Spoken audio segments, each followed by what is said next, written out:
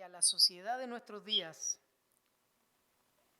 sobre todo los jóvenes de hoy en día, no les gusta escuchar y la rechazan o la modifican como pueden para suavizar su efecto, es la palabra pecado. Hoy en día ya no se habla tan abiertamente del pecado porque ofende, porque parece que fuese algo anticuado, pero sin embargo, el pecado es una realidad y es una realidad grave. Por el pecado existe enemistad entre Dios y los hombres. Por el pecado existen los divorcios. Por el pecado existen las guerras. Por el pecado existe la pobreza. Y cada uno de los males que existen en este mundo son por causa del pecado. Pero ¿qué hay de nosotros, los cristianos? ¿Qué relación tenemos con el pecado? ¿Cómo actuamos cuando como cristianos pecamos? ¿Existe algún tipo de cristiano que no peque? ¿Existe algún tipo de cristianismo que viva en absoluta y completa santidad? La realidad, queridos hermanos, es que no existe ningún cristiano que no peque. No existe ningún cristiano que no transgreda la ley de Dios. Tal vez tú estás aquí sin ser cristiano y dices, pero yo pensaba que los cristianos eran perfectos. Yo pensaba que los cristianos eran obedientes a la ley de Dios. Y sí, buscamos con todo nuestro corazón ser obedientes a la ley de Dios, pero tenemos pecado en nuestro corazón que nos lleva a transgredir la ley de Dios, aun cuando somos cristianos. Pero cuando un cristiano peca, a diferencia de cuando un no cristiano peca, al no cristiano no le importa, al no cristiano le da lo mismo, pero a diferencia de un cristiano, cuando el cristiano peca, se entristece su corazón. ¿Amén? Cuando un cristiano ofende la santidad y la justicia de Dios, puede sufrir una gran tristeza en su corazón. Sin embargo, muchas veces como cristianos que pecamos, no sabemos cómo reaccionar cuando pecamos. No sabemos qué pensar cuando pecamos. No sabemos qué creer, incluso de nosotros mismos, cuando pecamos. ¿Deberíamos quedarnos en el dolor para siempre por haber pecado? ¿Deberíamos autocompadecernos por no ser suficientemente fuertes para no pecar?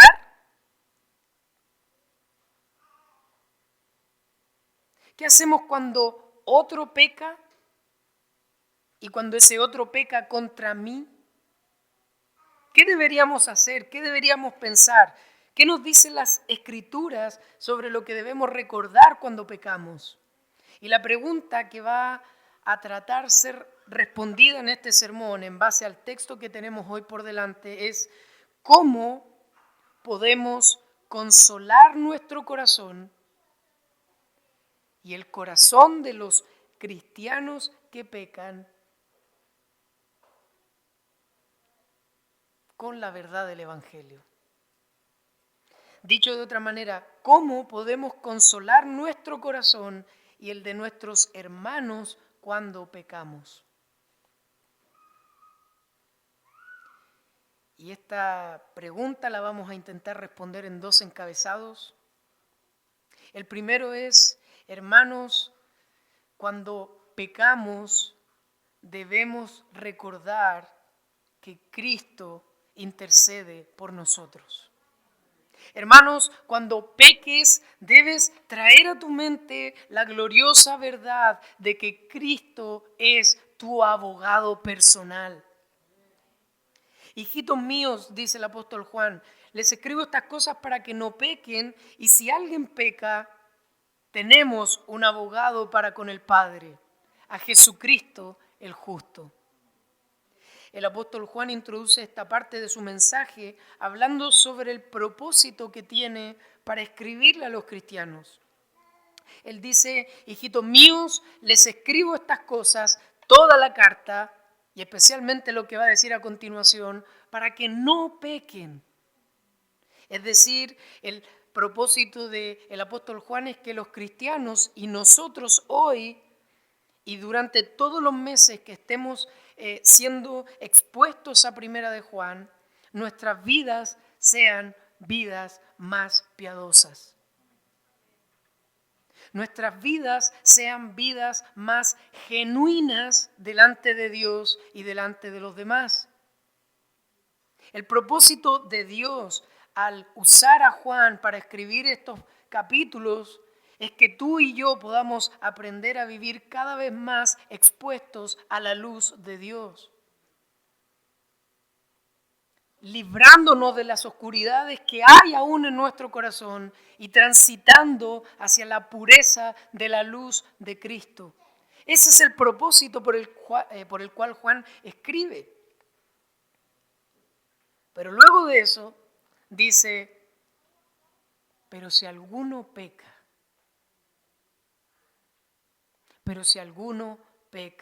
Y esta es la primera verdad que quiero compartir de este primer encabezado, y es sobre lo inevitable,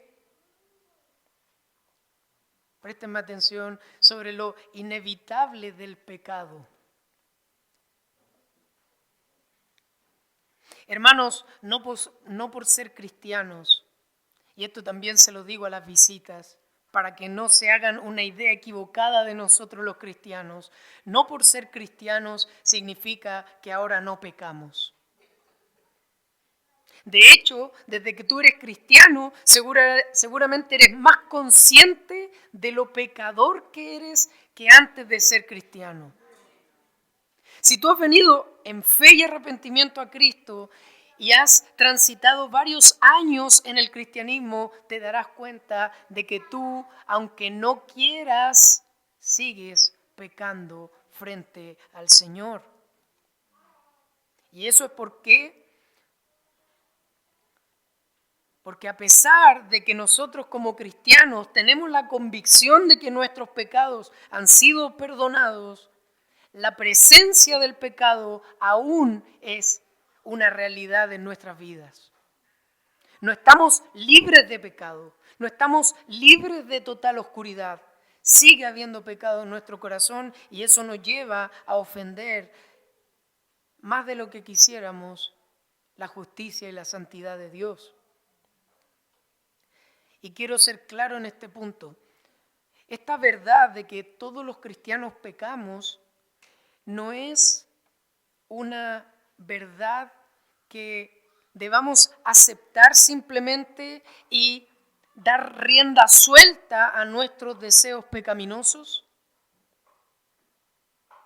El entender que todos pecamos no es una excusa para ti, para que tú dejes de luchar contra tu pecado y buscar más la santidad de Dios en tu vida. ¿Estamos de acuerdo con eso?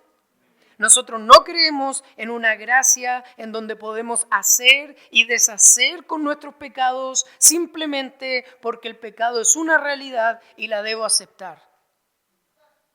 Debemos aceptar nuestra realidad pecaminosa, pero no para dejarnos vencer por ella, sino para batallar contra ella confesando nuestros pecados.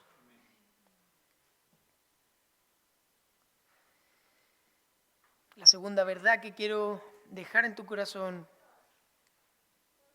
en este primer punto es que Juan nos dice que su propósito es que llevemos vidas más santas, más amorosas, más obedientes a los mandamientos del Señor. Pero Estoy seguro que el Señor en esta mañana, a la luz de su palabra, quiere que nosotros recordemos que cuando pequemos, que cuando fallemos en el propósito de vivir una vida piadosa, santa, amorosa, nosotros podamos recordar y reconocer nuestros pecados. Estoy seguro, hermanos, que es la voluntad del Señor que nosotros hoy podamos aprender y recordar que cuando pecamos en vivir en vidas santas y amorosas, nosotros debemos confesar nuestros pecados y acudir a Cristo como nuestro abogado ante el Padre. Hermano, no nos engañemos. No es posible vivir vidas perfectas. No es posible que tu hermano viva una vida perfecta. No es posible. Por lo tanto, deberíamos aterrizar nuestras expectativas de nosotros mismos, de que algún día llegaremos a un estándar tan alto de santidad que no pecaremos más contra Dios y contra los demás. Eso es una herejía. Y eso es peligroso. Porque ¿qué mide tu perfección? ¿Tus obras externas? ¿Tu servicio a la iglesia? ¿Qué mide tu perfección? ¿Con qué te mides tú? Y cuando llegamos a ese engaño de que nosotros no pecamos, la Escritura dice claramente que Dios nos ve como mentirosos. Y contradecimos su palabra. Por lo tanto, es un engaño creer que en esta vida vamos a vivir vidas perfectas y sin pecados. Y esto nos lleva a nuestra tercera verdad del primer encabezado, hermanos. Todos nosotros, todos los que estamos en esta sala, seas cristiano o no seas cristiano, todos nosotros tenemos la necesidad de ser defendidos por un abogado justo. Todos nosotros. No importa si tú llevas 20 años siendo cristiano o si tú no eres aún un cristiano, tú necesitas un abogado porque tú estás en problemas judiciales contra Dios. El apóstol Juan, hermanos, quiere consolar a los creyentes que reconocen su pecado, recordándoles que tienen un abogado. Y el propósito de este sermón, hermano, es que tú salgas consolado y alentado porque eres pecador, pero tienes un gran y justo abogado delante del Padre. Este abogado no es un abogado corrupto. Este abogado no podría ser sorprendido en algún delito, en alguna falta. Nuestro país está enredado con escándalos de este tipo de abogados que deberían velar por la justicia, atrapados en corrupciones, delitos. Pero este abogado no es un abogado tramposo. Este abogado no va a estar dispuesto a mentir para que tú seas declarado inocente. No, este abogado, hermanos, es el abogado más justo, santo, y es el único hombre que ha podido vivir una vida perfecta de obediencia a Dios. Este abogado es nuestro Señor Jesucristo. Y todos nosotros, los que estamos en esta sala, necesitamos que Él interceda por nosotros. Necesitamos que Él abogue por nuestra causa. Porque todos nosotros pecamos y ofendemos la santidad de Dios con la maldad que hay en nuestro corazón. Padres, sus hijos necesitan un abogado defensor. Porque todos nosotros hemos pecado delante de Dios y todos nosotros necesitamos que alguien interceda por nosotros. Un comentarista dice que la idea de abogado que presenta el apóstol Juan de la palabra griega parakletos o el ayudador tiene una connotación legal y a menudo indica un abogado amigo o un abogado defensor. Y me encantó esta imagen. Es como el amigo que contamos en un juicio. Es el amigo fiel, el testigo fiel que nosotros necesitamos en el juicio. Y esta imagen me encantó, dice, la imagen que está tratando de utilizar el apóstol Juan es la de una corte real. Imagínense un juicio tuyo en una corte real en el cual el suplicante, el acusado, necesita a alguien más grande que él. Imagínate que tú estás en medio de un juicio en una corte real y eres un mendigo que no tiene ningún amigo en la corte real, tú estarías sentenciado a la condena. Pero Jesucristo, el Paracleto, el abogado, es aquel amigo más grande que tú que necesitas tener a tu lado. Tú necesitas uno que pueda ser capaz de ser escuchado por el Rey. Porque tú no serás escuchado por el Rey. Tú no tienes las condiciones para ser escuchado por un Rey justo, santo. Tú no tienes las condiciones. Y si tú de alguna manera has intentado alcanzar la salvación, alcanzar a Dios por medio de tu buen comportamiento, déjame decirte que no te alcanza. Nuestras buenas obras sin Cristo son como trapos de inmundicia ante el Señor. Porque Dios es santo, santo, santo, justo, perfecto, recto en todos sus caminos y en Él no hay sombra alguna. No hay tinieblas alguna en nuestro Dios.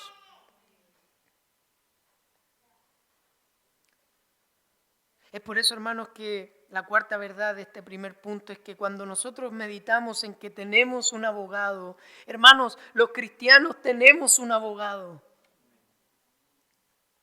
Cuando recordamos esta verdad, podemos ver una vez más el incomprensible y admirable amor de Dios. Hermanos, nuestros pecados merecían una justa condena.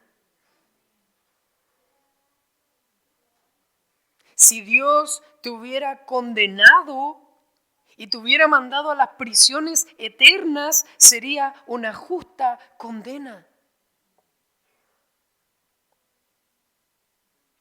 Porque todos nuestros pecados merecen y merecían ser pagados.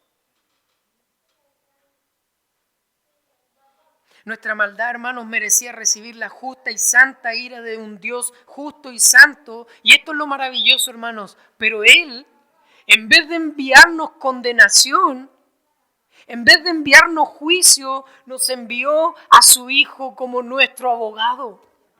Hermanos, esto es precioso. Dios tenía toda la libertad y la autoridad de enviarnos juicio. Pero no nos envió juicio. Nos envió a su Hijo, a su precioso Hijo, sin culpa, sin mancha, sin pecado, para que sea nuestro defensor. Hermano, imagínate, y aquí no quiero herir la sensibilidad de nadie, pero imagina que vas conduciendo por la carretera y el auto que va pasando por al lado tuyo va siendo conducido por un señor en evidente estado de ebriedad, pasando a 160, 170 kilómetros, y cuando pasa por al lado tuyo, agarra su volante y lo inclina totalmente hacia tu auto y te choca con toda esa velocidad. Y vas tú y toda tu familia en el auto. No quiero hablar de las consecuencias de un accidente así, pero imagínate, ha pasado lo peor. Tú quedas vivo. ¿Qué haces contra esa persona que también quedó viva? Seguramente la perseguirías hasta que se seque en la cárcel.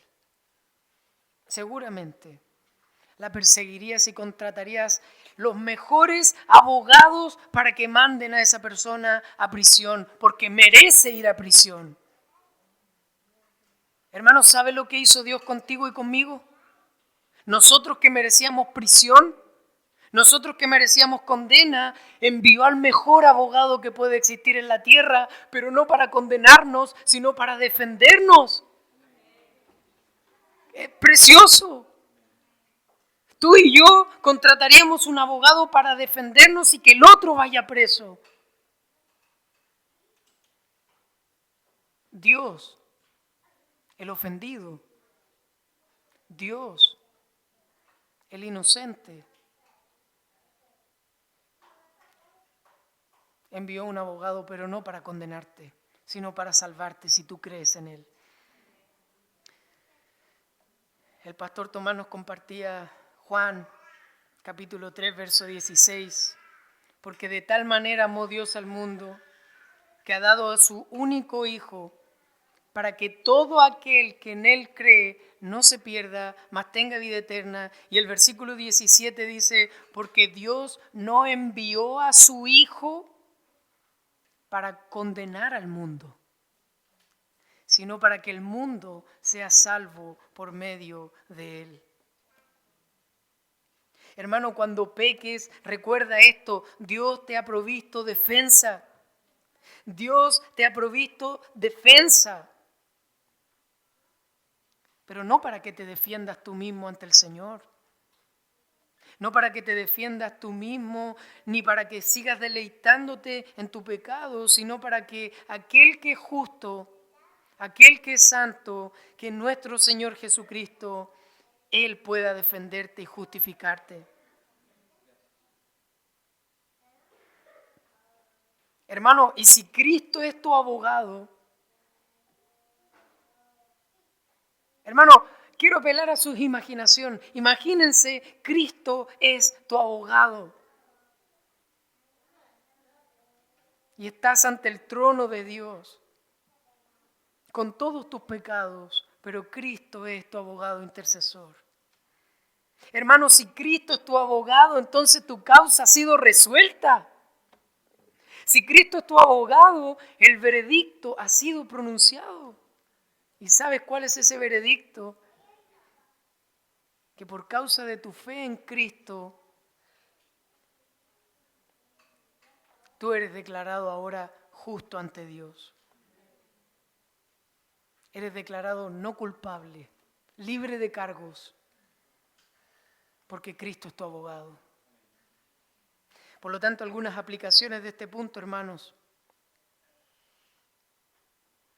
El apóstol Juan dice, estas cosas se las digo para que no pequemos, pero si alguno peca,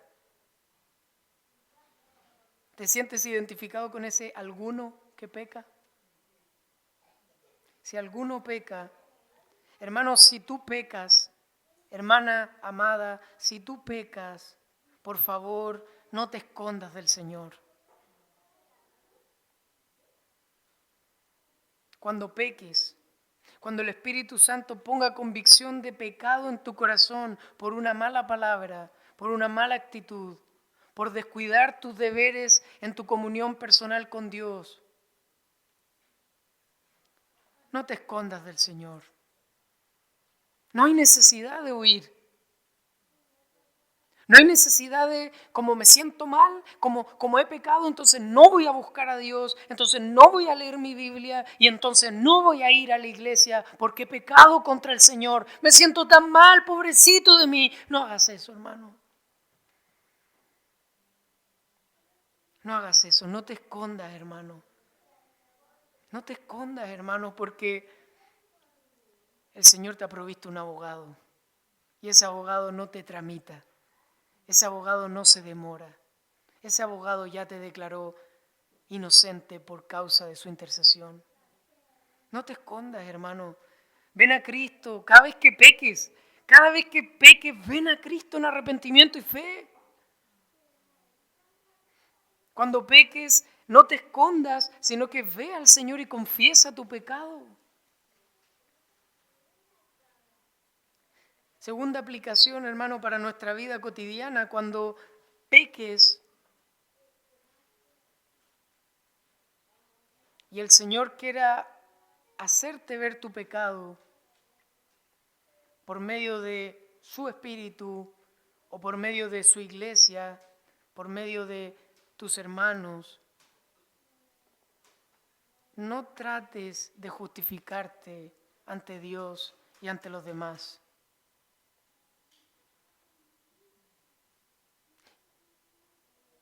Veo mi propio corazón, hermanos, y me doy cuenta que soy un experto justificándome. Soy tan rápido para justificarme. Tan rápido, tan rápido. De hecho, si hubiera una carrera de justificación, seguro estaría ahí. Y me iría bastante bien. Hermanos, somos tan hábiles para tapar nuestro pecado. Hermano, cuando tú entiendes que Jesucristo es tu abogado, no necesitas defenderte. No necesitas justificarte. Hay un dicho popular con bastante sabiduría. La excusa agrava la falta. Hermano, si tus pecados han sido perdonados por Cristo, no es necesario justificarte. No, pero es que lo hice porque tal y tal. No, es que lo hice porque tal y tal. No, pero es que si tú supieras y tal y tal. Hermano, no es necesario. Confiesa tu pecado porque ya has sido perdonado. No vas a bajar más y no vas a subir más.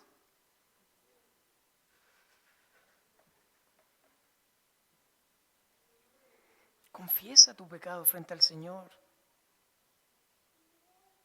Y si viene algún hermano, si viene alguna hermana a confrontarte con tu pecado, no es necesario que te justifiques. No vas a hacer más o menos por decir, tienes razón, he pecado. Tienes razón, lo hice mal. Tienes razón, me equivoqué.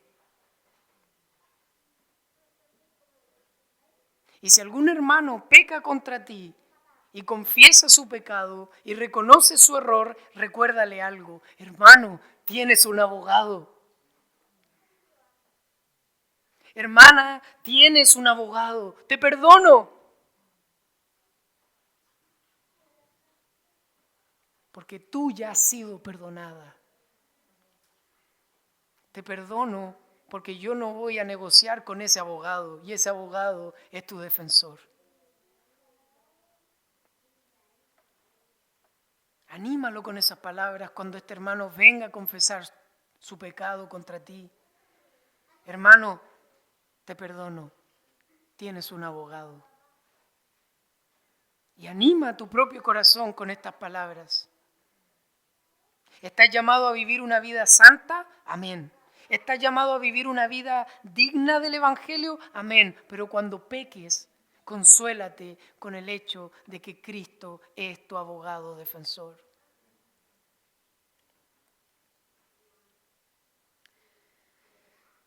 Hermanos, otra forma de afirmar nuestro corazón y de afirmar el corazón de nuestros hermanos, y esto nos lleva a nuestro segundo encabezado, es que cuando pequemos, cuando tú y yo pequemos, recordemos que Cristo no solo intercede por nosotros, sino que Él mismo se entregó por el perdón de nuestros pecados. Amados hermanos, Cristo no solamente es nuestro abogado, sino que Él mismo ofreció su propia vida para borrar nuestra maldad. ¿Logras deleitarte en esta verdad. Juan capítulo 2, versículo 2 dice, Él mismo es la propiciación por nuestros pecados, y no solo por los nuestros, sino también por los del mundo entero. Y el apóstol Juan, hermanos, quiere animar nuestro corazón. El Señor quiere animar nuestro corazón cuando pecamos, recordándonos que Jesús no solamente es nuestro abogado defensor, sino que Él mismo, en su propia persona, es el precio de nuestro perdón.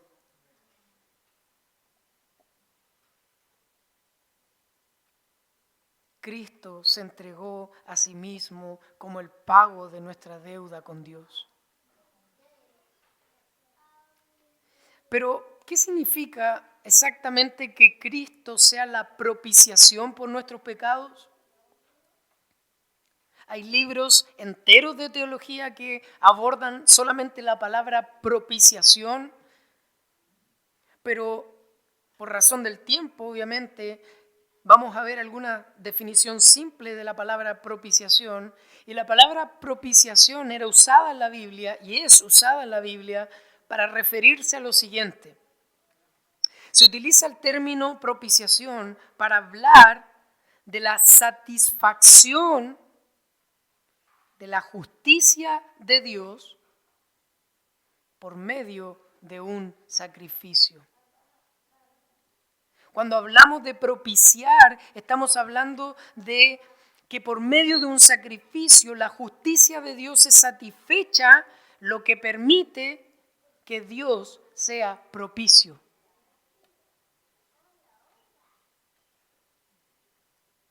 En otras palabras, es un medio por el cual el pecado es cubierto y por causa de ese sacrificio que cubre el pecado, Dios es movido a mostrar misericordia.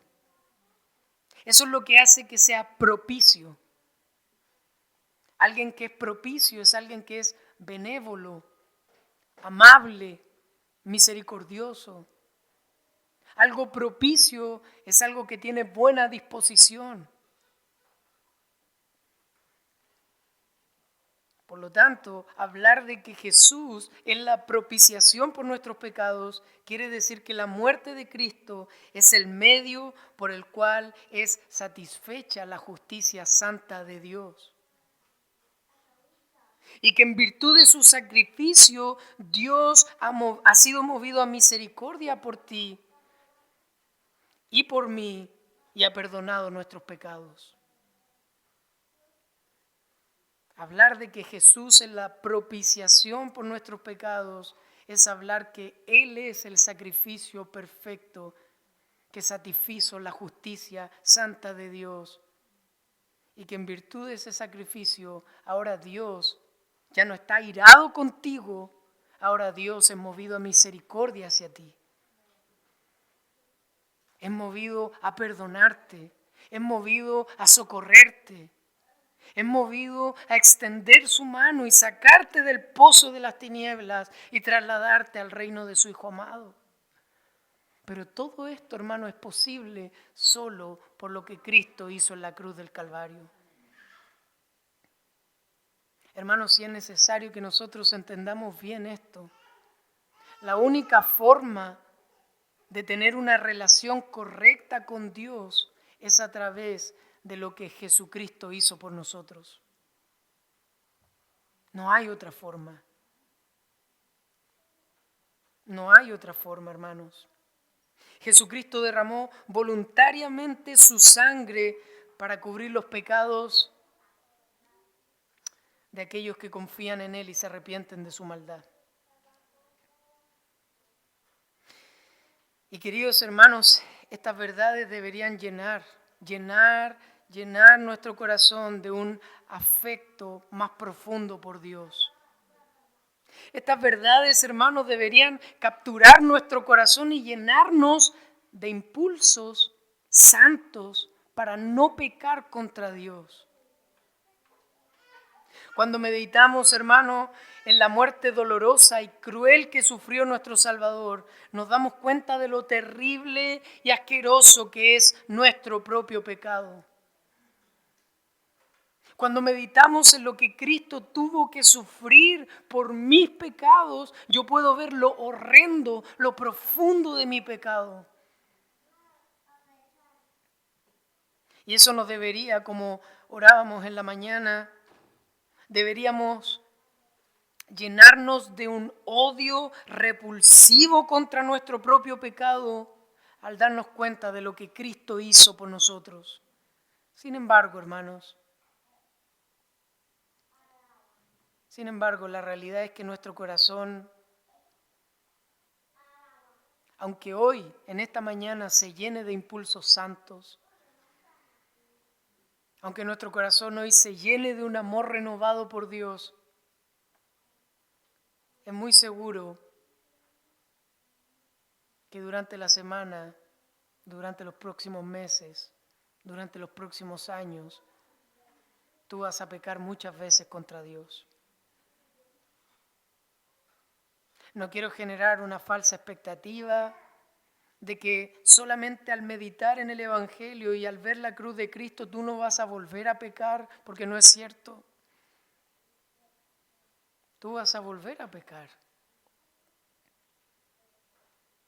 Pero la buena noticia, hermanos, amada iglesia, la buena noticia es que todos, los pequeños, los grandes, los públicos, los ocultos, todos nuestros pecados han sido cubiertos por la sangre bendita de Cristo Jesús. Hermanos, todos. Aún ese, hermano. Pero es que lo que yo hice, hermano, todos tus pecados. Hermano, no hay pecado que un cristiano cometa que no pueda ser cubierto por la sangre de Cristo. No hay. ¿Hay consecuencias del pecado? Claro que sí. ¿Hay efectos que trae el pecado? Claro que sí. Pero si tú eres cristiano, hermano, no importa el tremendo dolor que causó ese pecado, no importa la ofensa que hayas causado a Dios, porque no puede quedar fuera de la sangre de Cristo. Y yo quiero decirte esto para que cuando tú mires tu pasado, incluso habiendo sido cristiano, te animes, pensando, esa necedad, esa falta de sabiduría, ese error que cometí ha sido perdonado por Cristo. No te culpes por los pecados que Cristo ya no te culpa. No te culpes por aquello que ya ha sido cubierto. Hermano, y aquí le hablo a los esposos y me hablo a mí mismo. Cada vez que tú fallas en amar a tu esposa como Cristo la ama, te tengo una buena noticia. Ese pecado ya ha sido cubierto por Cristo. Esfuérzate en ser un mejor esposo, ama a tu esposa como Cristo la amó, trabaja junto a otros hermanos para ser el hombre que Dios quiere que seas, pero cuando falles, no te preocupes porque Cristo ha perdonado tu pecado. Amadas hermanas, cuando ustedes no respetan a sus esposos como la palabra de Dios manda, no se justifiquen y no deseen cambiar a su esposo. Ámenlo, respétenlo. Pero si tú no lo estás respetando, confiesa tu pecado frente al Señor. Confiesa tu debilidad, confiesa que no puedes. Y estoy seguro, hermanos, que el Señor saldrá a tu socorro y te capacitará para respetar cada vez más a tu esposo. Cuando ustedes, padres, no han sido diligentes en instruir a sus hijos en el temor del Señor, y el Espíritu Santo los convenza de que han estado siendo negligentes en instruir a sus hijos en el Señor. Confiesen su pecado, pero sepan que ya ha sido cubierto por Cristo.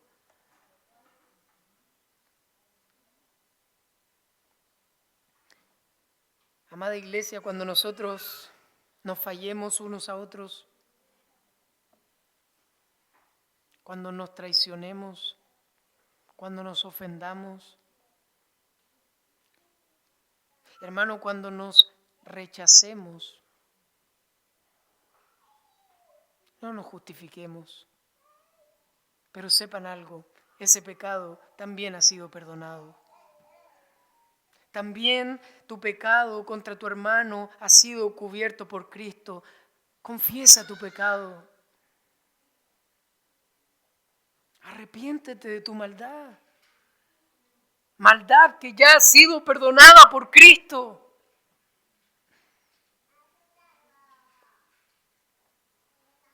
Por lo tanto, con esto voy terminando.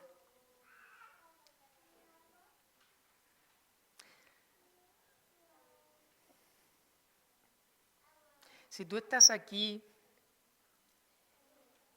y no tienes seguridad que tus pecados han sido perdonados, es un buen momento para examinar tu corazón.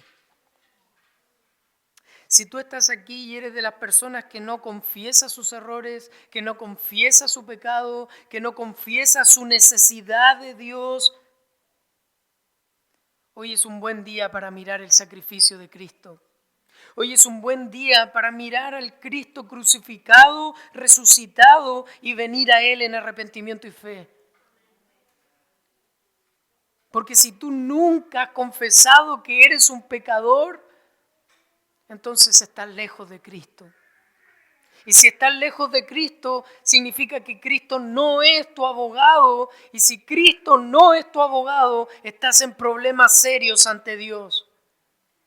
Pero si hoy tú pones tu confianza en Cristo y lo reconoces como tu única salvación, Él ahora es tu abogado y ya no hay nada que temer.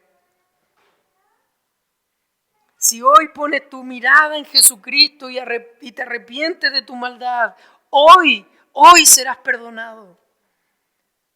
Hoy tus pecados serán cubiertos.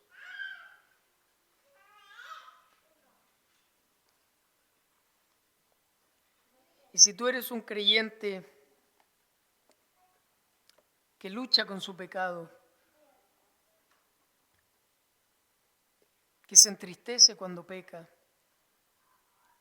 y en algunos casos esa tristeza te pueda llevar a un grado tan grande de tristeza que pase a ser alguna especie de depresión, al ver tu debilidad de no poder quizás obedecer la ley de Dios como quisieras.